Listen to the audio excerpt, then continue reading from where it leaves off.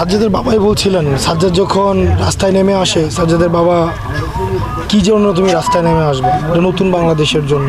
নতুন বাংলাদেশ তো শুধুমাত্র যে সরকার পরিবর্তন, বিষয়টি এমন না। অবশ্যই সরকার পরিবর্তন হবে, কিন্তু সরকার পরিবর্তনের পূর্বে আমাদের সিস্টেমের পরিবর্তন প্রয়োজন। যেগুলোর কারণে ফেসিস্ট উৎপাদন হয়, সে ফেসিস্ট উৎপাদনের প্রক্রিয়াগুলো আমাদের বন্ধ করতে হবে। সেজন্য আমাদের প্রশাসনের সংস্কার প্রয়োজন, আমাদের সংবিধানের পরিবর্তন প্রয়োজন। এবং এই সংবিধান নামে যেটি আমাদের বাংলাদেশে রয়েছে, এটি সংবিধান না, সেটা হচ্ছে আওয়ামী বিধান। আর এখন মানুষ খুবই সচেতন। এখন যদি আমরা শুধু বলি যে মানুষ সচেতন বলেই জীবনের মায়া ত্যাগ করে 5ই আগস্টের পূর্বে মানুষ হচ্ছে রাস্তায় নেমে এসছে। এবং যারা রাস্তায় নেমে আসছে, আপনারা দেখবেন বিশ্ববিদ্যালয়ে শিক্ষার্থীরা রাস্তায় নেমে এসছে, আমাদের হচ্ছে স্কুল পড়ুয়া শিক্ষার্থীরা রাস্তায় নেমে এসছে, কামার কুমুর মাদ্রাসার পড়ুয়া শিক্ষার্থীরা, প্রাইভেট বিশ্ববিদ্যালয়ের শিক্ষার্থীরা। দেখেন প্রাইভেট বিশ্ববিদ্যালয়ের শিক্ষার্থীদের তো চাকরির কোনো তাদের তো সরকারি চাকরি করতে হবে এমন কোনো বাধ্যবাধকতা নেই, কিন্তু তারা কেন রাস্তায় নেমে এসছে? তারা এমন একটা বাংলাদেশ চায় যে বাংলাদেশটা আর কোনো ফেসিস্ট উৎপাদনের যত ধরনের পন্থা রয়েছে সেগুলো বন্ধ হয়ে যাবে। আমরা সাজ্জাদের বাবাদের প্রতি আমরা প্রতিজ্ঞাবদ্ধ। আমাদের সাজ্জাদের মৃত্যুর দায়ভার আমাদের উপরে রয়েছে। আমার সেগুলো হচ্ছে আমাদের এই দায়ভার, আমাদের দায়িত্বের মধ্য দিয়ে সেগুলোকে পূরণ করতে হবে। এবং মানুষ সেটি শুধুমাত্র বুঝছেই বিষয়টি এমন না, বরং মানুষ আমাদের কাছে আবদার করছে, আমাদের কাছে দাবি করছে যে এই বিষয়গুলো হতে হবে, বিচার হতে হবে, সংস্কার হতে হবে। এবং সংস্কার এবং বিচারের মধ্য দিয়ে এটি গণতান্ত্রিক রূপান্তরের প্রয়োজন রয়েছে।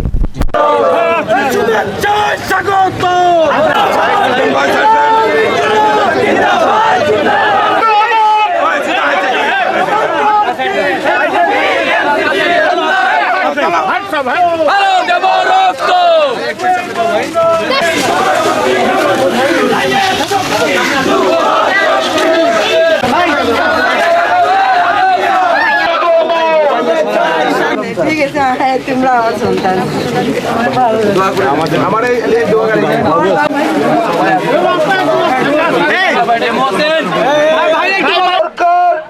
যে ফ্যাসিস্ট সরকারকে আমরা উৎখাত করেছি সেটার এক দফার ছেলে বাস্তবায়নের একটাই আমি দৃশ্য দেখতে পাচ্ছি যে এনসিপি যে দলটা, এই দলটাই মানে শহীদের পাশে দাঁড়াইছে, আহতদের পাশে দাঁড়াইছে, বা তারাই ন্যায় প্রতিষ্ঠানের জন্য শ্রম দিতেছে, কাজ করতেছে।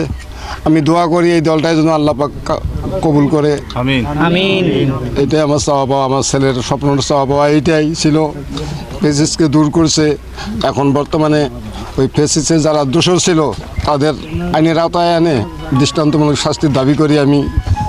আগে আমরা সনদ চাই, তারপরে উন্নয়ন চাই, তারপরে হলো আপনার নির্বাচন। এইটাই আমার চাওয়া পাওয়া। আগে আমার জুলাইয়ের যে দাবি দেওয়ার, যে সনদপত্র দেওয়ার কথা, এখন পর্যন্ত আমরা কিচ্ছু পাই নাই। শুধু জুলাই স্মৃতি ফাউন্ডেশন থেকে আমি 2 লক্ষ টাকা পেয়েছি, আর 3 লক্ষ টাকা আমার বৌমাকে দেওয়া হয়েছে, মৌলানা দাবি করেছিল তাকে দেওয়া হয়েছে, তার ঋণ পরিশোধ করে দিছি। এরপরে আপনার কৃষি মন্ত্রণালয় থেকে কোন সার আইছিল, আইসা আপনার নীলফামারীতে শহীদ পরিবারদেরকে 2 লক্ষ কোটি টাকা দিছে, না আমার কোনো খোঁজখবর নেই, আমার কোনো খবরও নেই।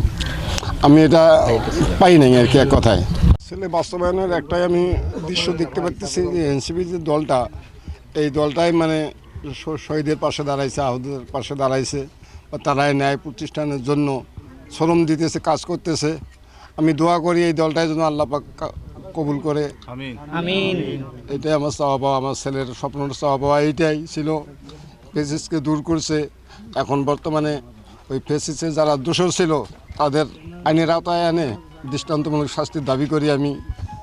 আগে আমরা সনদ চাই, তারপরে উন্নয়ন চাই, তারপরে হলো আপনার নির্বাচন। এইটাই আমার চাওয়া পাওয়া। আগে আমার জুলাইয়ের যে দাবি দেওয়ার, যে সনদপত্র দেওয়ার কথা, এখন পর্যন্ত আমরা কিচ্ছু পাই নাই। শুধু জুলাই স্মৃতি ফাউন্ডেশন থেকে আমি 2 লক্ষ টাকা পেয়েছি, আর 3 লক্ষ টাকা আমার বৌমাকে দেওয়া হয়েছে, মৌলানা দাবি করেছিল তাকে দেওয়া হয়েছে, তার ঋণ পরিশোধ করে দিছি। এরপরে আপনার কৃষি মন্ত্রণালয় থেকে কোন সার আইছিল, আইসা আপনার নীলফামারীতে শহীদ পরিবারদেরকে 2 লক্ষ কোটি টাকা দিছে, না আমার কোনো খোঁজখবর নেই, আমার কোনো খবরও নেই। আমি এটা পাই নাই আর কি, এক কথায়।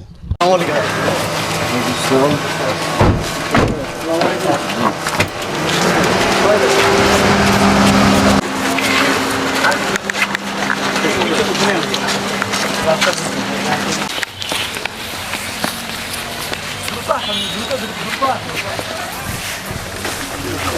আচ্ছা আব্বা আমি পরে ফোন করছো না কাজ আছে তো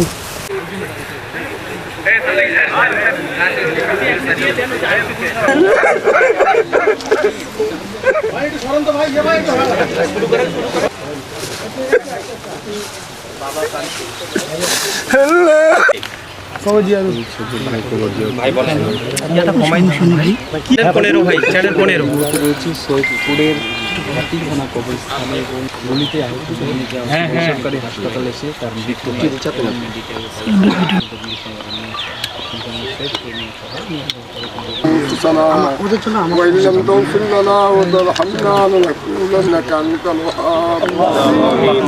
ربنا آتنا في الدنيا عذاب القبور